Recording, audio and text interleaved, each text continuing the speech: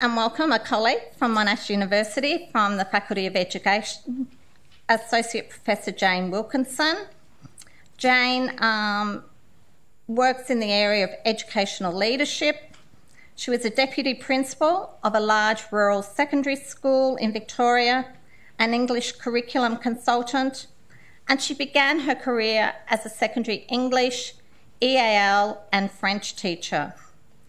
So we look forward to Jane's keynote presentation on building bridges between schools and everyday learning spaces for refugee students.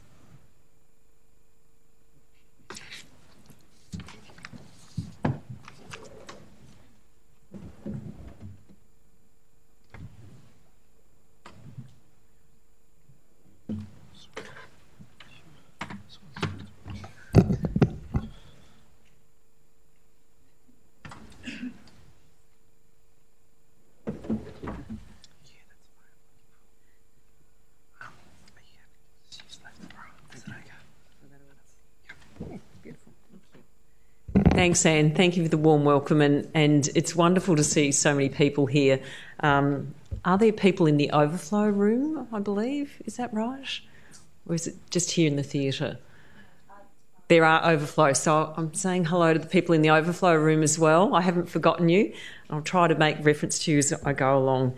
As Anne said, I did begin my life in the Department of Education in Victoria as a TESOL English and French teacher. I was looking forward to teaching TESOL in Melbourne until I got sent to Keynote Consolidated, which is 369 kilometres west of Melbourne. Didn't even know where it was, but I found out. And I taught there for 2 years and I actually had a fantastic experience. I went from the most multicultural suburban area of Melbourne, growing up in Clayton, to the most monocultural part of Victoria. It was quite a shock, let me tell you. But I did learn a lot, and I learned a lot about different cultures because I'd grown up in a very culturally diverse area and I went into an extremely Anglo-Saxon rural area. There was a lot to learn from both sides, I think. So I'm delighted to be here today, back in my old territory of TESOL. It's a territory I never really left. My area is educational leadership, but my passion is around examining educational leadership as a lens through which to improve issues to do with social justice and equity. So I put the two together. I think that's absolutely crucial. And I think TESOL teachers have an incredibly important role to play in building social cohesion and enhancing social equity and justice, not just in our educational spaces, but more broadly.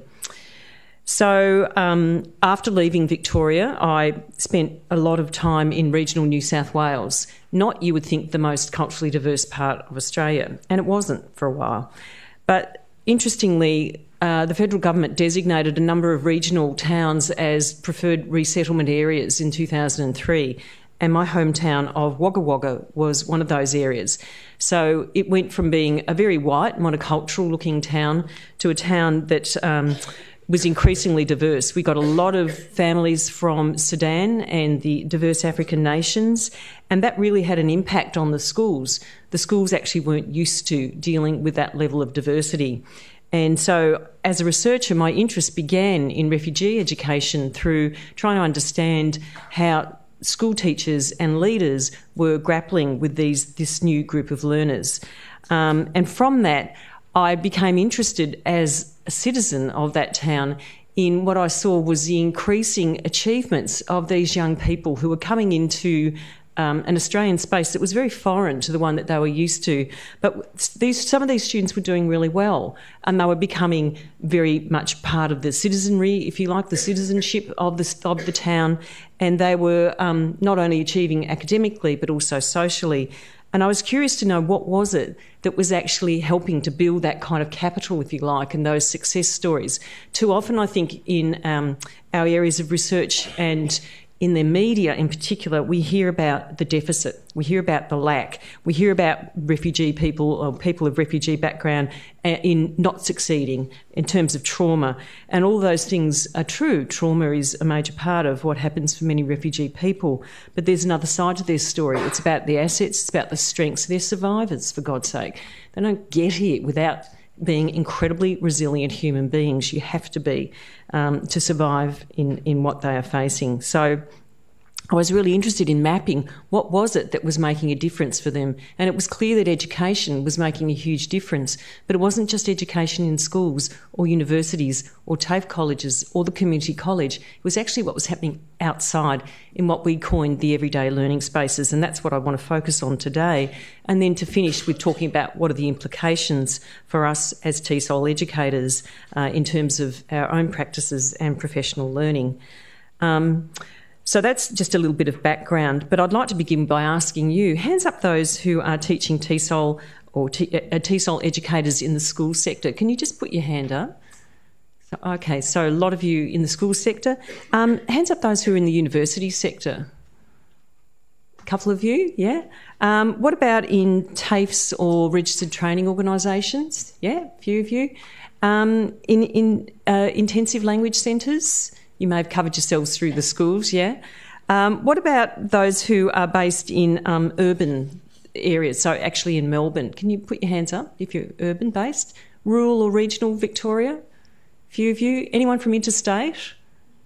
No? Okay, great. So that just gives me a little bit of a sense of where you're from. I'm just going to talk just quickly about the outline of what I'll be talking about today. I'm just going to give a bit of a context, which many of you will be very familiar with, but I just want to do that very briefly to kind of locate the talk globally, nationally, personally, and then an educational context. I'm going to talk, the majority of my talk will be around the research I've been conducting with young people of refugee background in everyday learning spaces, and then I'm going to complete that talking about the practice implications for you as TESOL teachers. I want to leave some time for discussion and questions as well. And I'd like to also acknowledge country and pay respects to the traditional owners, both past and present, of the Wurundjeri lands on which we stand. So I want to begin with a story. I want to tell the story of Hannah and Rivka. So Hannah and Rivka came from the Middle East a number of years ago. Their story is one that many of you will be familiar with. They came from a war-torn country. Civil war was ripping apart their land. They came at the age of 20 and 22. They spoke very little English. Hannah spoke a little bit of English, Rivka none at all. They came to Australia because they were fortunate enough to have been born in Australia. They left Australia when they were 2 and 3. Their mother had died at a very young age. Their father remarried. He put them in foster care and then he took them back to the Middle East. They were raised there dragged up, as my mother used to say, in boarding schools, in orphanages and in foster homes. They were fortunate enough to eventually find care with their family member, but that meant that they ended up spending their time raising the children, cleaning and working the family business. So they left the Middle East, came to Australia, and I want to ask you what happened in their lives. What do you think was their TESOL teaching experiences when they arrived in Australia? So just for a moment, I want you to pause, and I'm hoping that you either have you might have a mobile phone. You can just make a note on your mobile phone, or you have a piece of paper and a pen. Jot down what you think happened in their lives to Hannah and Rivka, and what were their TESOL teaching experiences when they arrived in Australia at the age of 20 and 22. You don't have to write an essay, just a couple of words will do.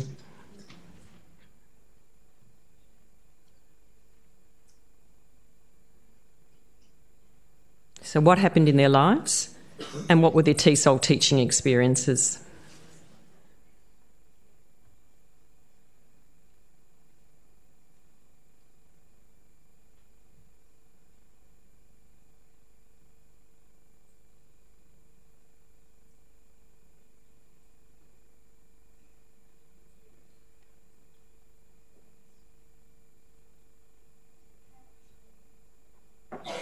And I'll tell you at the end of the talk.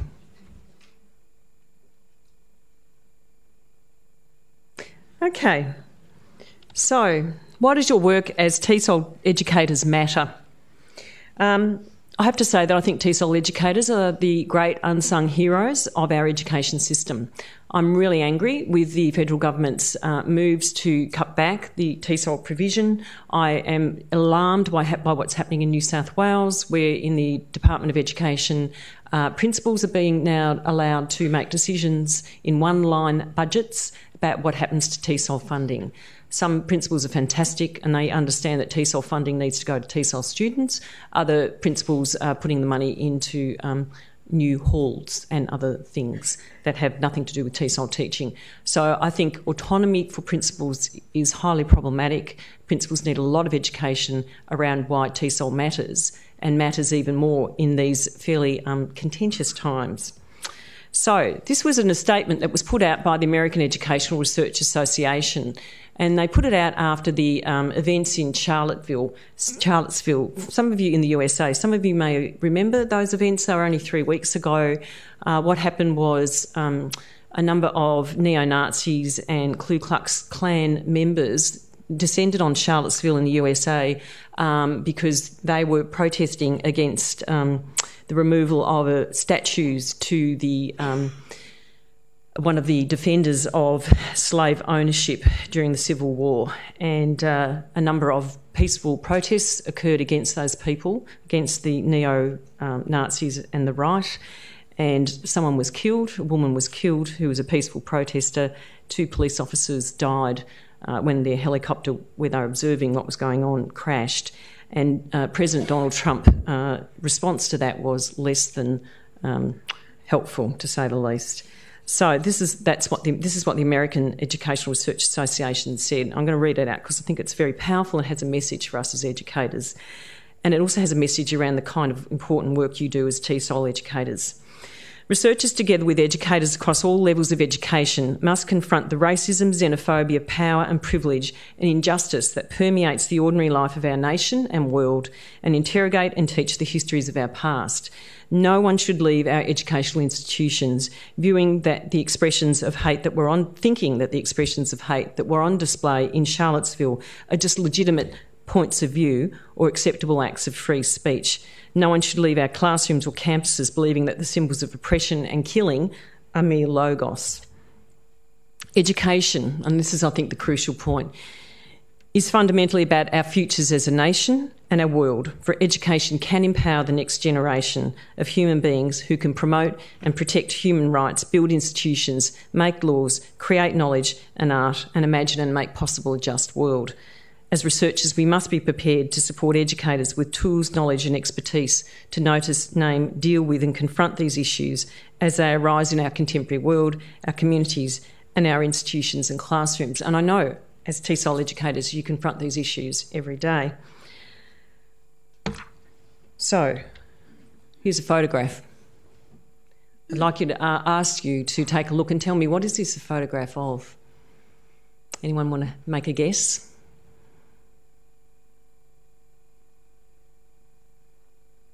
Just call out. Artwork, thank you. Rubbish? What kind of rubbish? Plastic bags, someone's saying? Any other guesses what it might be? Sorry, 2 people, just one at a time. Live vests. Crowd of people. So Life Vests wins the prize, yes. These are life jackets. So what happened was that these people were asylum seekers and they came onto a Greek island about a year ago, and there were so many of them coming. And as they arrived, they took their life jackets off and they discarded them because they had made it safely to land. And on this Greek island, they were welcomed by the Greek people on the land, because Greeks actually remember what it was like in the Second World War, and there is a lot of empathy in Greece about the asylum seekers, despite the huge numbers that are coming. And I think it's a very powerful image. It was one taken by an Australian Greek photographer during the kind of major time when these asylum seekers were arriving. And some of those asylum seekers may be children or adult learners in your classrooms right now.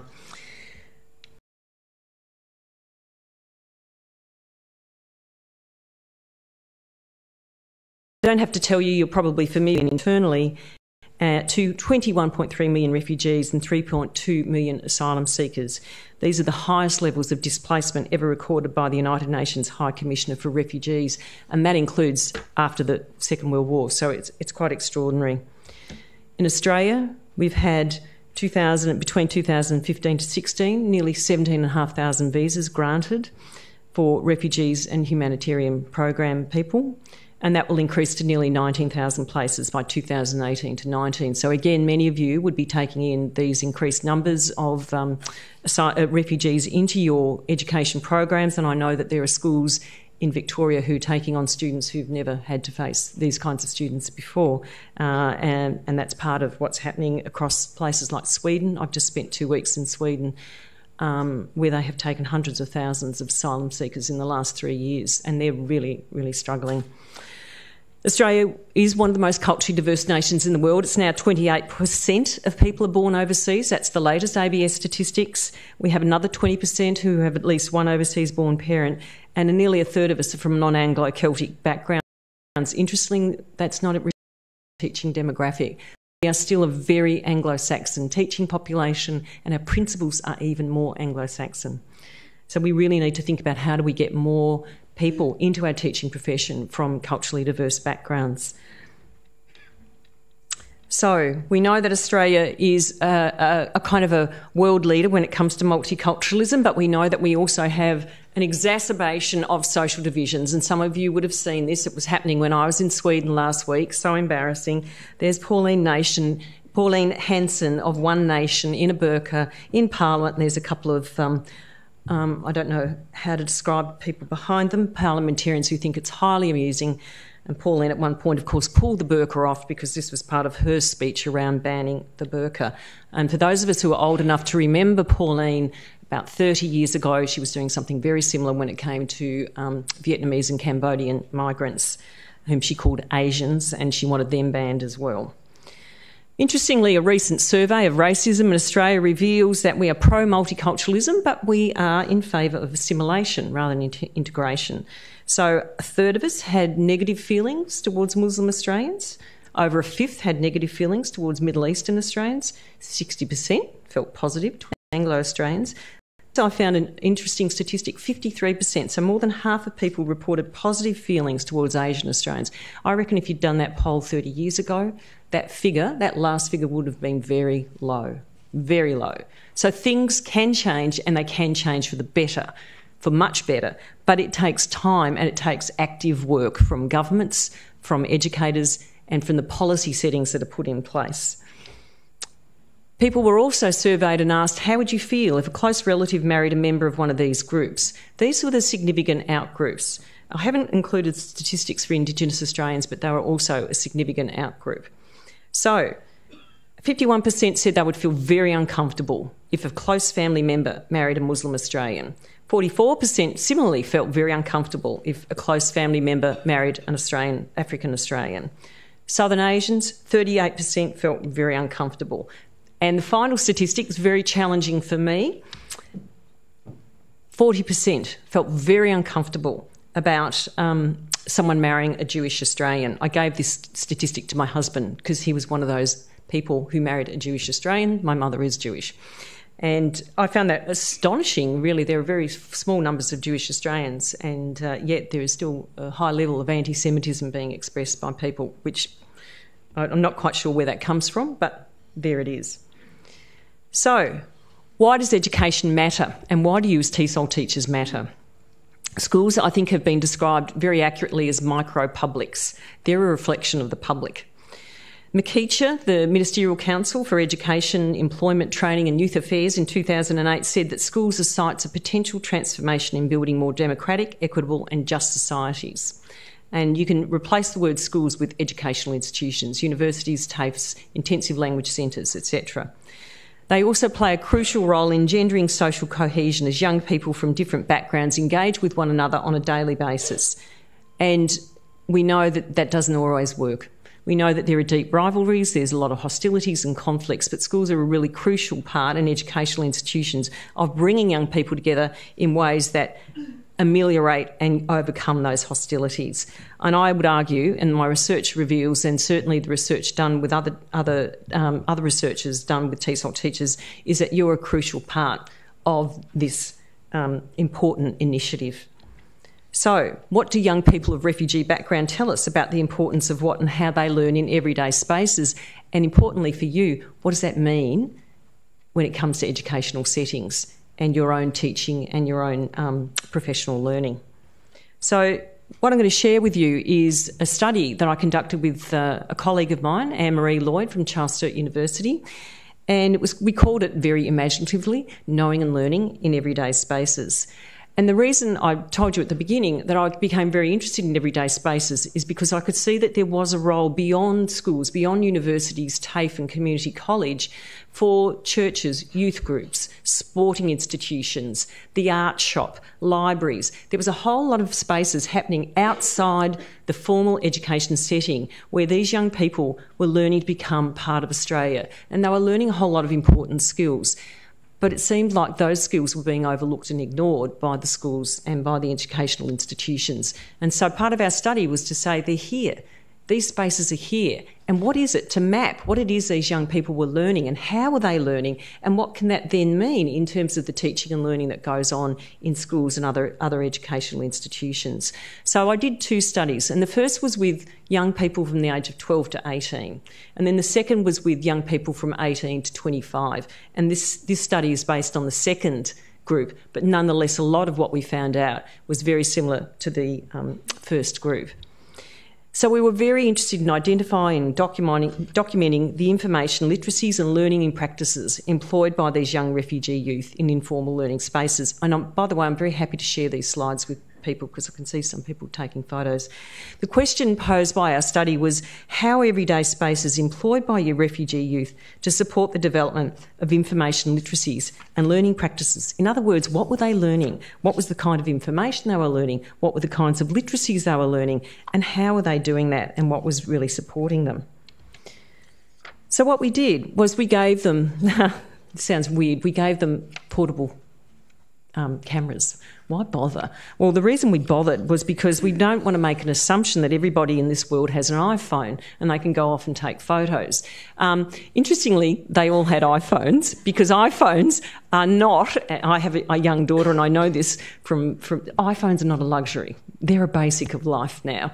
Not like when we were growing up, you know, all those years ago, man. So anyway, they all had iPhones, but funnily enough, they all wanted to have the portable camera as well. So I said, okay, it's fine. You can use your iPhone, but you can have the portable camera.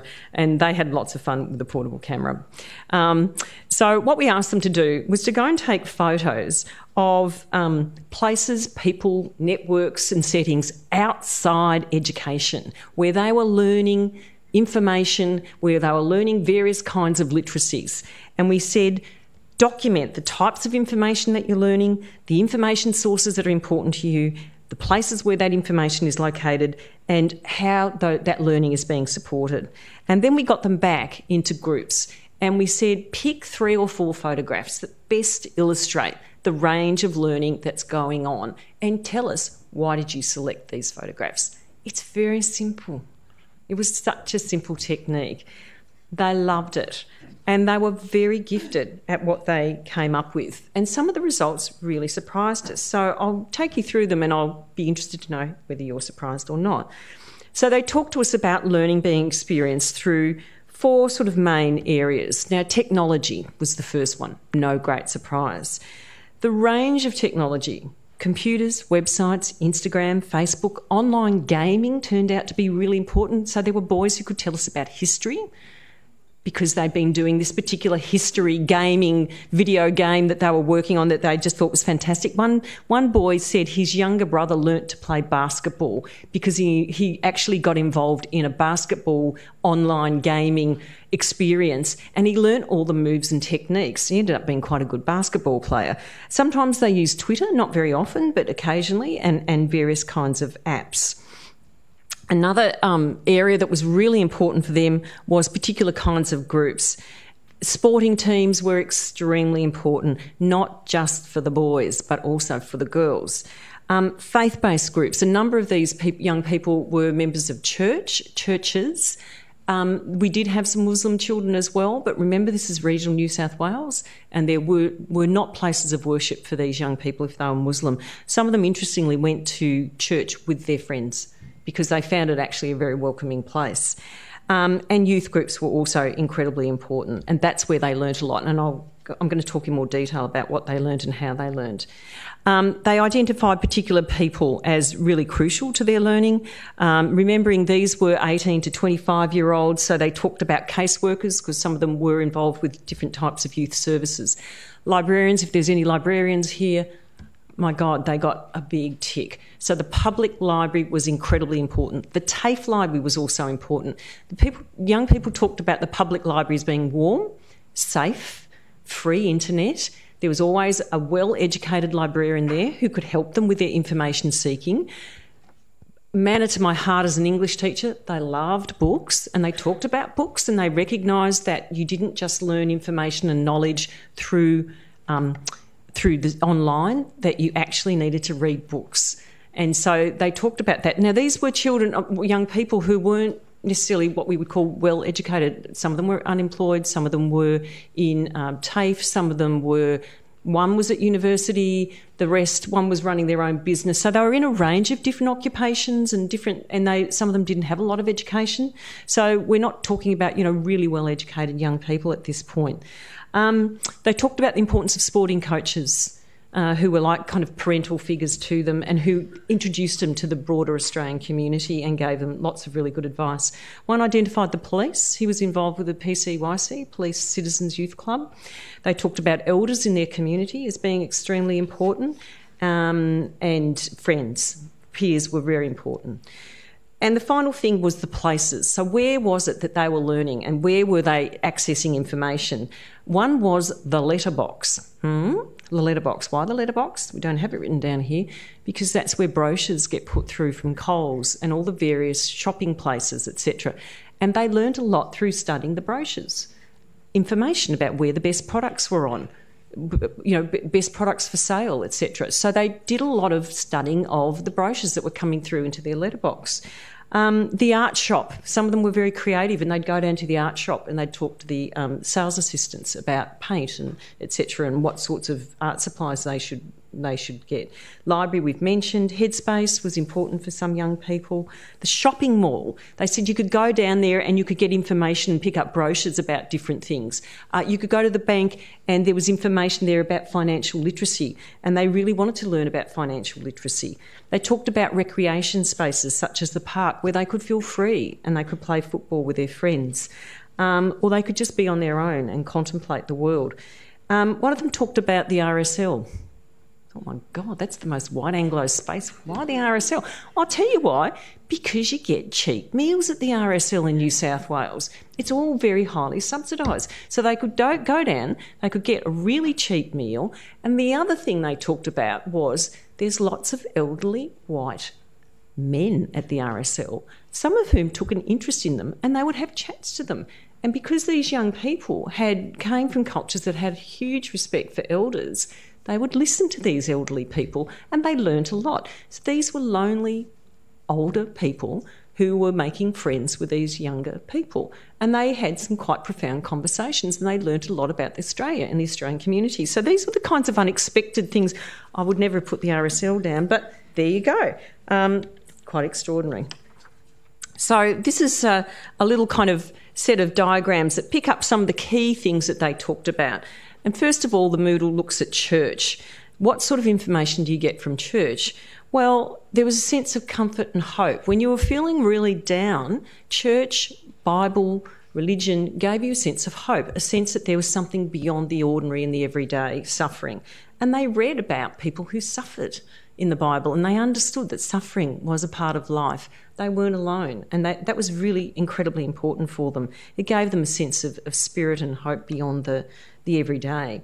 They made valuable contacts with people beyond their own community. So these were young people who really needed to make that bridging link into the broader Australian community. And often this was how they got to know other people from beyond their own community.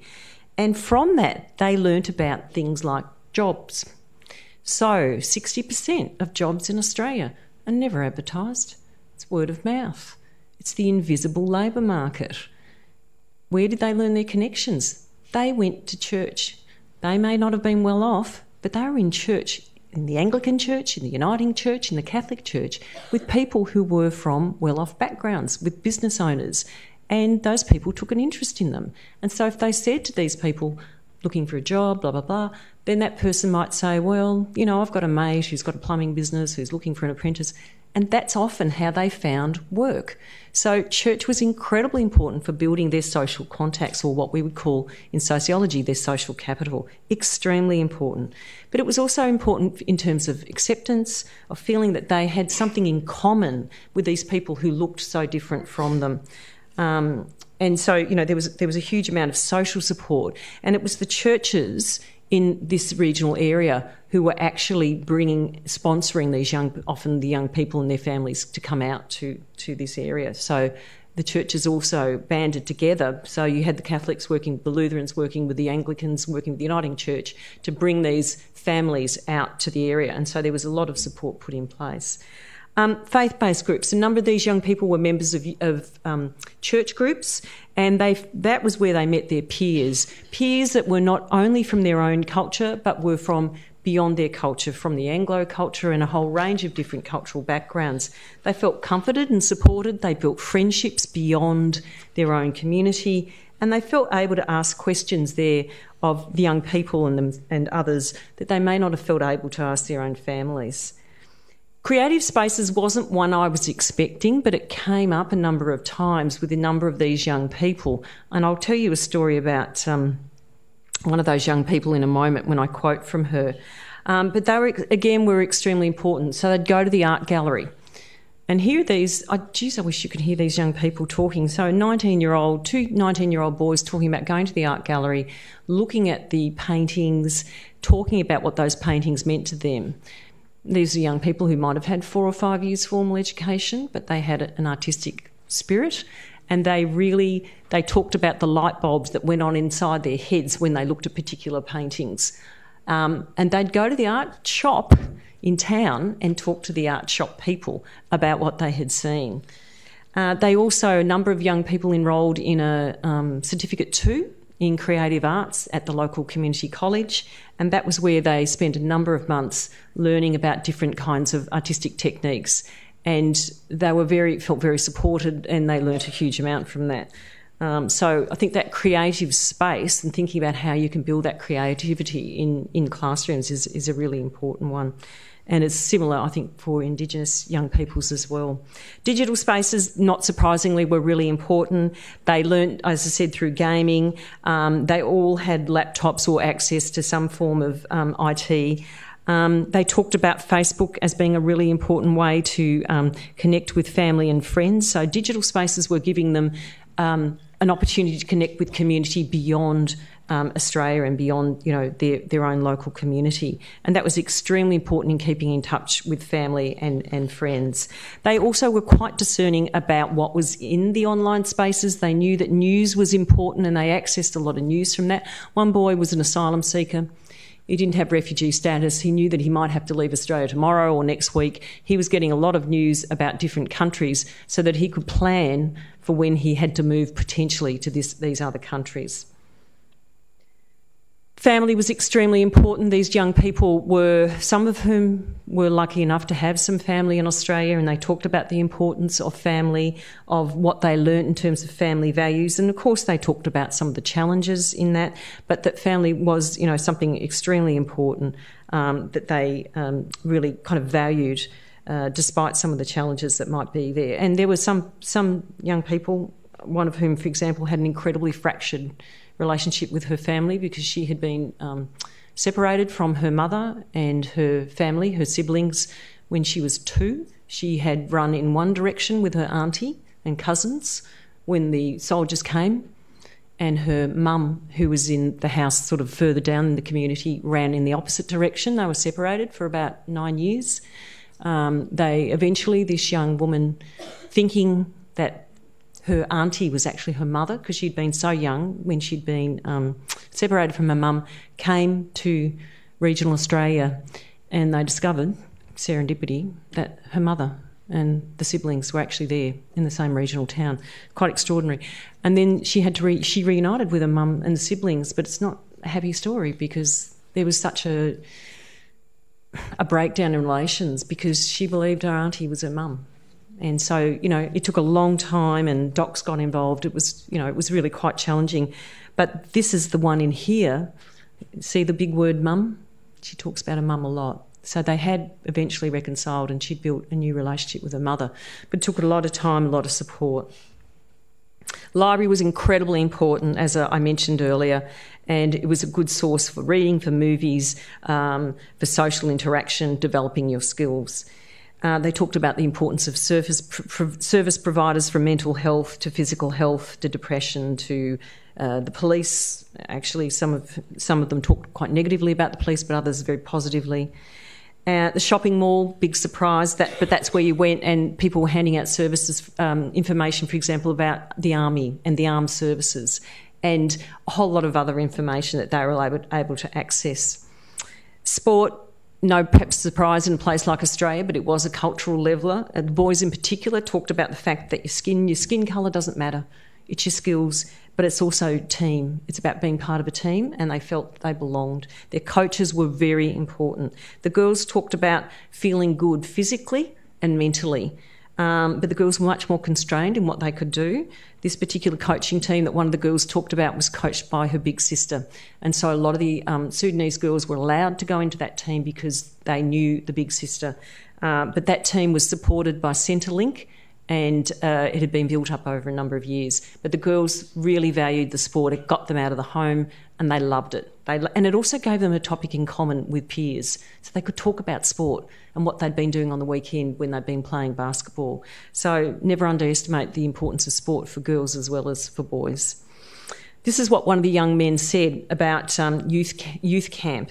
And this is where he learnt a whole lot of educational skills outside the formal education sector. He went to a winter youth camp and he said, when we went to the winter camp, they helped me a lot with reading, summarising, and so since then I can remember something that happened ages ago and I can summarise it and I can say it in a different way. At school, they take it serious without fun, and that at youth camp we learn with fun.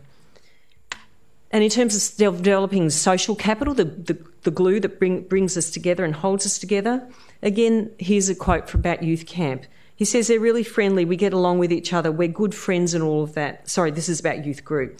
And that's why we call each other sisters and brothers and all that. When I'm with them, I feel real happy, I feel welcome. Now, this was a boy who was really struggling at school and had left school and he'd taken on apprenticeship as a plumber.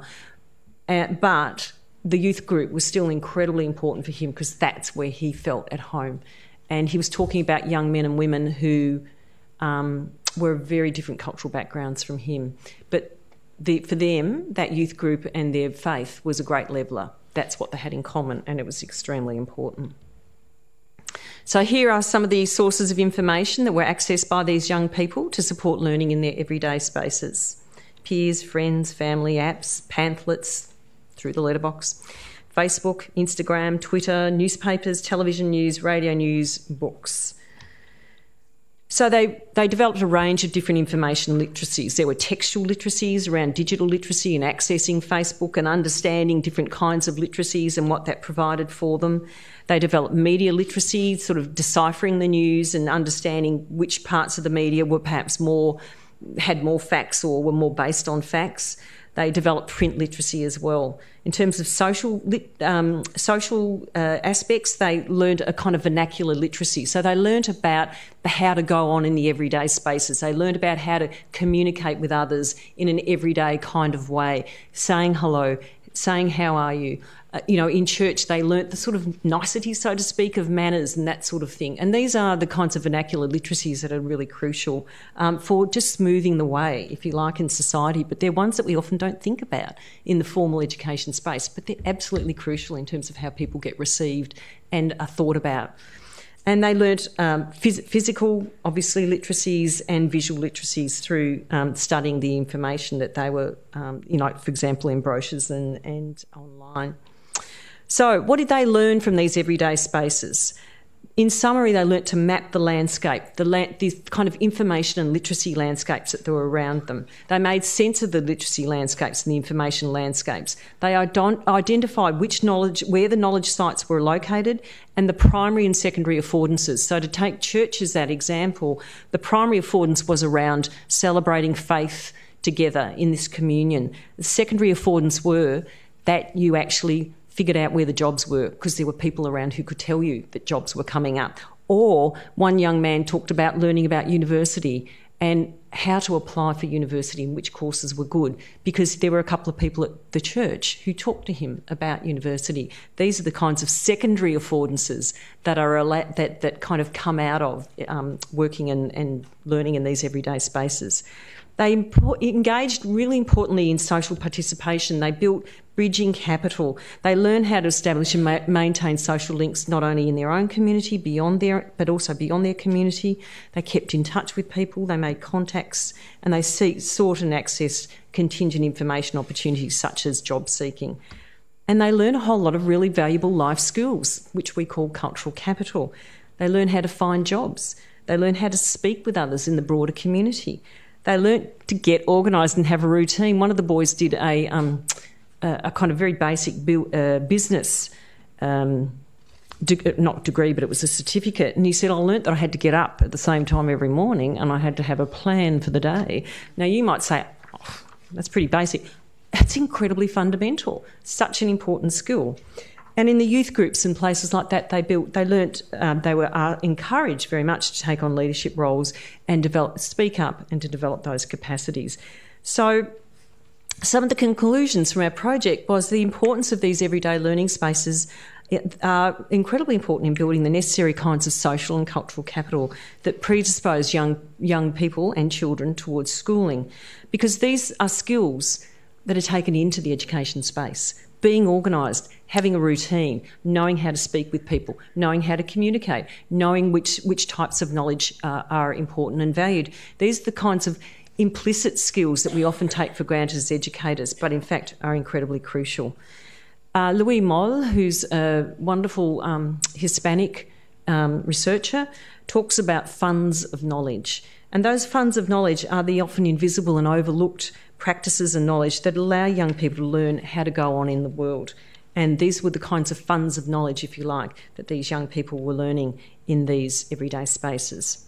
So I'm going to conclude by just briefly talking about what are some of the implications for us in terms of TESOL and our educational practices. So one of the messages is that not only schools but educational institutions frequently ignore or overlook the resources that these young people are bringing from these everyday learning spaces. And yet I think as TESOL educators, you often recognise what they bring to the space. And I think TESOL educators are crucial bridge builders and mediators in recognising and translating this kind of learning into valued school knowledge or educational knowledge more broadly. And the kinds of learning that go into TESOL and school programs or educational programs more broadly need to incorporate these more invisible and social and cultural skills. So creating these opportunities for these kinds of skills is really important, but also thinking about how do educational institutions create these sorts of bridges into the community for these young people in order to build their capital. And I asked there, where are the girls? Because we found it really hard from about the age of 18 to access the girls and to get their life story. I got it because I knew these young women and I'd done previous studies with them, and I worked with a wonderful colleague, Kip Langert, who was an elder in the African community, but it was difficult to access them. So thinking about what are their information and learning needs and maybe different ways of accessing them. So what does this mean for your professional learning as praxis? One thing I'd say is to recognise the unique nature of every site in which you work. Every site is different. It's cliche, but it's true. So what does that mean in terms of contextualising your professional learning efforts and your learning as educators?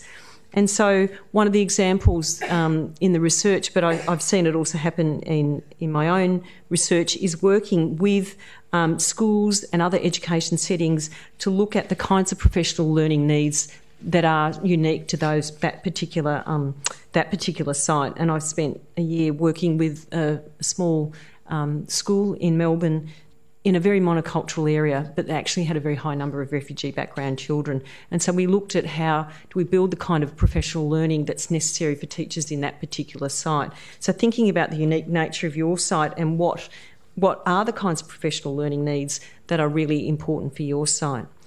Understanding your key role as cultural facilitators and bridge builders, never underestimate that. You are so important. And the previous research I've done with young people in schools and university and TAFEs is Tesol teachers come out as number one. In the formal education institutions, you are incredibly important. So embracing your role as cultural facilitators, which means an understanding both of how language and culture is both the medium in which you work, but it's also the goal of the learning process. And culturally, what does that mean? What do we bring to the table that might be supporting that learning, but also maybe sometimes impeding it? So looking at at where we begin and where we're located. Beginning with young people's assets rather than what they lack. Now, I don't think Tesol educators start with what they lack. I think you recognise the assets, but this is a whole school or a whole educational institution role. So the focus for Tesol learners is on the provision of the school language, and that's important, of course. But unfortunately, it tends not to be on how to use the cultural background and preconceptions of the students to enable their learning and strengthen their identity formation. In other words, how do you starting with the children and what they bring to the table? And too often, I'm sure many of you recognise this who are based in schools. Who's responsible for these young people learning English? It's the Tesol teacher. So you say to the mainstream woodwork teacher or whatever, actually it's part of your role, or the science teacher, and they go, huh?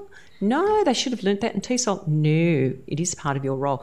Look, it is part of the battle, I think, for Tesol teachers, and that's where working with your principals to raise their awareness is incredibly important. But it's also incredibly challenging, and I get that. I've tried to do that myself. Professional learning is not just something that's done to you.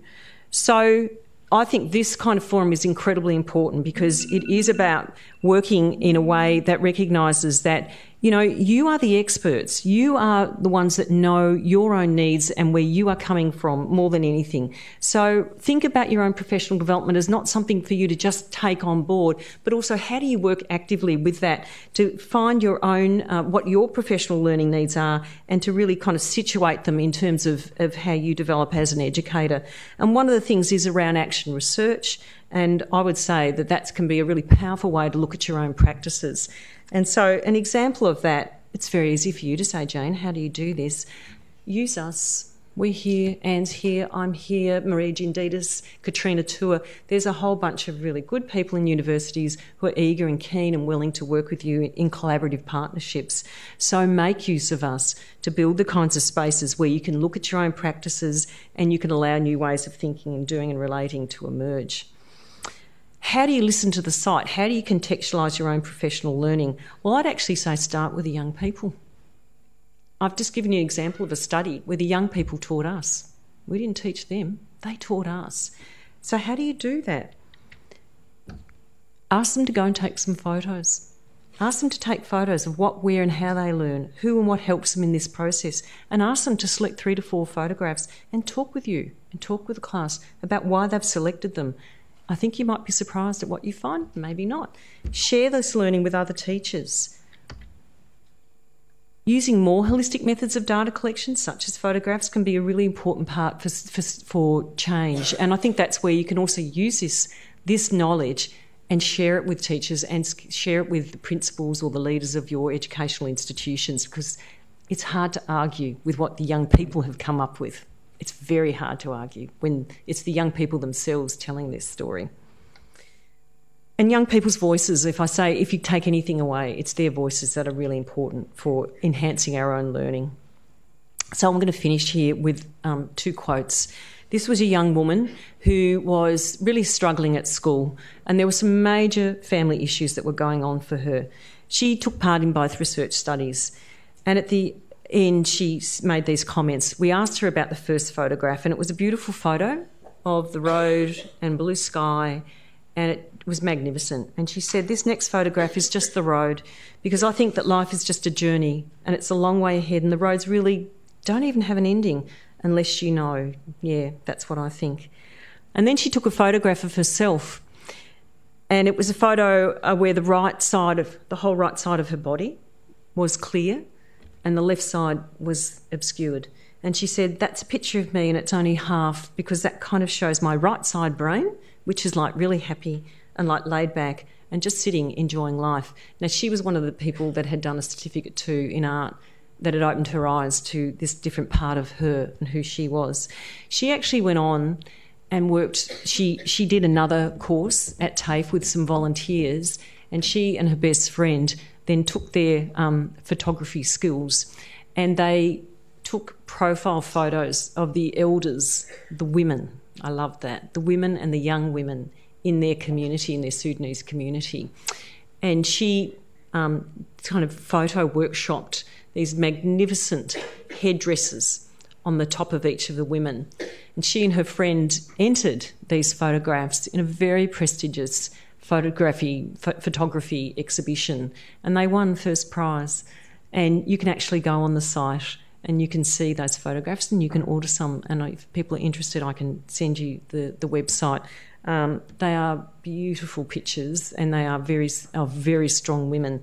So this was someone whose life was opened up because of the access to another part of her life, if you like, that we were surprised and didn't realise was there. And if you'd asked her teachers about it, they didn't know either. So consulting students has positive spin-offs. It enhances their commitment to learning and sense of ownership, and it contributes to dialogic democracy. So thinking about our young learners as citizens, they are citizens in situ rather than citizens to be, and that's what we're creating every day in our practices as TESOL educators. And that leads to the message of the double purpose of education. So Stephen Kemmis and myself and others have written about that. We talk about education as creating the conditions for individuals to live well in a world worth living in. And that really is praxis. It begins and ends with all of us. I'm going to end with the story, and you guessed it was my mother. I opened my mouth and said that. So Rivka was my mother, Hannah was her sister. They lived till their 80s. They died 3 years ago. They died within 4 days of each other. They'd always been together. They never ever lived away from one another. I grew up in Clayton with my aunt, Hannah, down the road, 2 doors down. And they actually, I don't know what your answers to those questions were, but they never had any TESOL because in those days there was no TESOL available. They learnt their English on the factory floor. They learnt to read through the help of the factory workers. My mother never wrote well. I was the child who wrote the shopping list in English for Mum. But I know she would have thanked you from the bottom of her heart for the work that you do every day. As I said at the beginning, sometimes I think it's unrecognised and unacknowledged. I'd love to send our parliamentarians into schools, into intensive language centres for 1 week and then tell them to go back and rewrite those refugee and immigrant policies. That's my fantasy. One day, let's hope it happens. But I'd like to thank you for your time. We have got a little bit of time, I think, for questions, not a lot, but a bit. But please continue on the good work. Don't think that you're unacknowledged or unappreciated. We know what you do, Anne and I very much know what you do, and we thank you so much for it.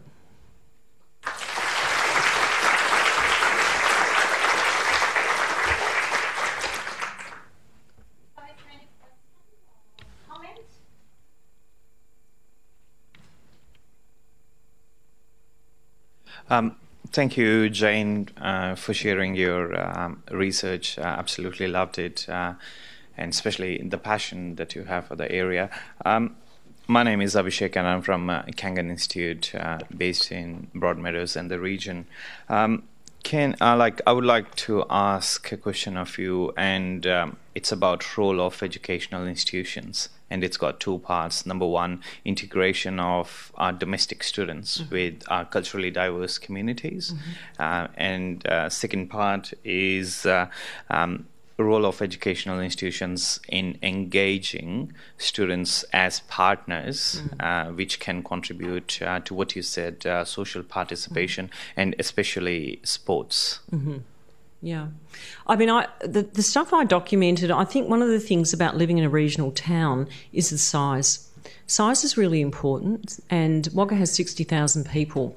So one of the things we found out that it is easier to build those bridges that I'm talking about between home and school, between churches, between youth groups and sport, etc. It's not easy, but it's easier because of the size. It is a really good size. So it's often the fact that the netball coach is living next door to the young family who've come from a Sudanese background or whatever. So I think that's really what I'm trying to say here, is that size helps. But this is where I think educational institutions maybe need to cast their gaze a little closer from school to look at what's around in the community. I mean, I think there are a lot of people working in community.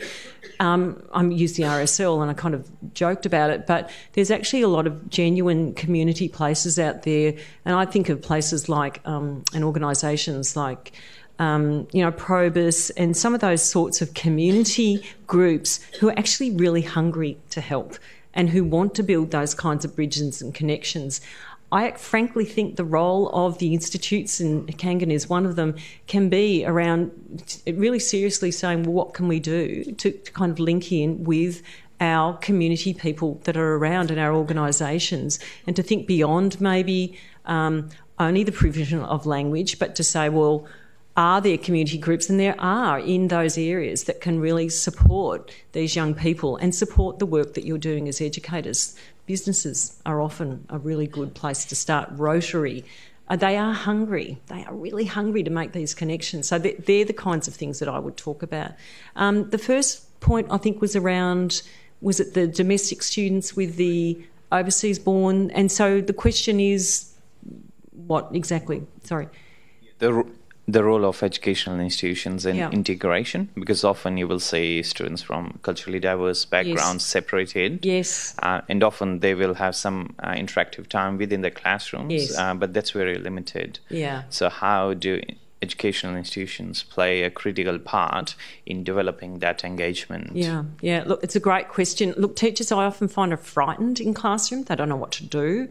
They sort of think, well, the kids are sitting over there and one group's over there, and what do I do? So I think that's where the professional development is critical. That's within the classroom. Then outside the classroom, I mean, sport is often a bridge builder. That might be the one place I'm talking about in schools where you'll see kids together on the oval kicking a ball, but they're boys. What do you do for the girls? So again, I mean, I think that's about thinking more broadly and saying, well, what are some of the activities? Are there particular activities we can do that are outside the classroom, but that allow children, young people to engage in a project, for example, that might be around community, it might be around something to do with the environment, or something that they can all share that allows them to come together and to start to talk in ways that are beyond maybe just the formal classroom setting. And I can't talk for every community or organisation or school or institute. I think it depends on your site and the context of your site, because you'll find that every location will have different sorts of needs and interests. So thinking about what are those and how we might tap into those in ways that can help excite them. I would also say ask the young people themselves. Talk to them. What matters to them and what matters to them in community, and then there might be projects that you can build out of that. We've got a tight program, so we might keep moving. I'd just like to thank Jane. You've certainly opened up the complexities, the challenges and the successes of working in the field. So thank you very much. Thanks, Anne. And, thanks, everyone.